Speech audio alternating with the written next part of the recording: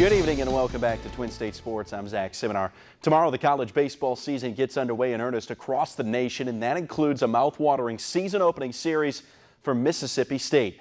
The Bulldogs enter the season ranked 15th in the USA Today coaches poll, and they'll meet a top 25 caliber opponent in Southern Miss tomorrow evening. The last time the Eagles were on the field, the Dogs ended their season in Hattiesburg in the NCAA Regionals, and now the Dogs are ready to return to the scene of the crime, Pete Taylor Park. I saw the other day where this series was actually voted like one of the most intriguing matchups of the opening weekend, and obviously we're extremely excited about going back down there and competing against those guys, and they've got great players all over the field, and we know it's going to be a tremendous battle for us, and it's a top 25 matchup around the board, that kind of thing, and all the preseason polls, and we know the place is sold out. There aren't going to be that many Mississippi State fans that are going to be there. It's fun, it's an exhilarating experience being able to go out there to take the ball first for, our team and everything. And, it's my job to set the tone for the whole weekend. Go out there and have a good outing, lets everybody know that, okay, we're here and we're going to kick the door in and we're going to go from there. Mississippi State Bulldogs men's basketball team sitting squarely on the bubble as far as their NCAA hopes go, but they did themselves no favors on Wednesday night. On the road against the conference's worst Vanderbilt Commodores, and Vandy slams the door on the Dogs with this buzzer-beating three-pointer as time expired from Riley LaChance. MSU had a chance to go up 3 at the free throw line with Xavier Stapleton, but his free throw miss allowed Vandy to win on a three-point open look.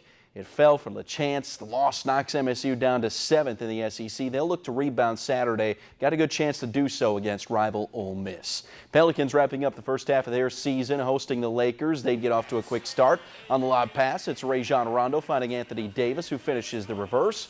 New Orleans, they'd go up 10. Short time later, LA down 21. Kyle Kuzma going to hit a three-pointer, but away from the ball.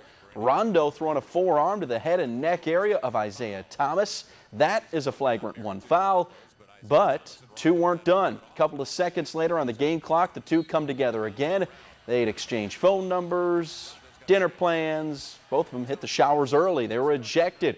Of course, these 2 have a history. Rondo previously made some comments about Thomas's planned video tribute night in Boston. That never happened. All of this, though, didn't much matter. Anthony Davis had everything working. He finished with 42 points, 15 boards. Pels going to the break, hanging out of that 8th spot out in the West.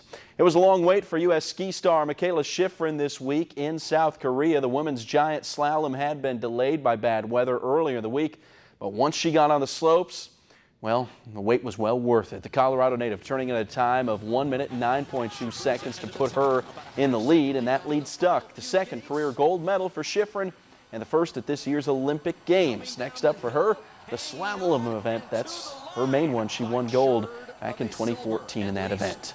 How would you like a chance to win tickets to the February 25th NASCAR Monster Energy Cup Series race in Atlanta? Well, Twin States News has given you that opportunity. Head over to the website WGBCTV.com to enter the Fox 30 Auto Racing Challenge. Participants must pick the 10 drivers they think will finish in the top 10 for Sunday's Daytona 500.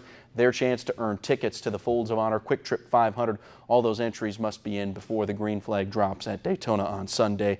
Obviously, we got those Can-Am Dual 150s going on tonight. I did see that Ryan Blaney won the first one, so maybe he is one of the choices for somebody out there to pick at the top 10. Why not? That's a cool contest. Yeah, I'm glad we're doing that. Yeah. Will we have it on the newscast, the winners?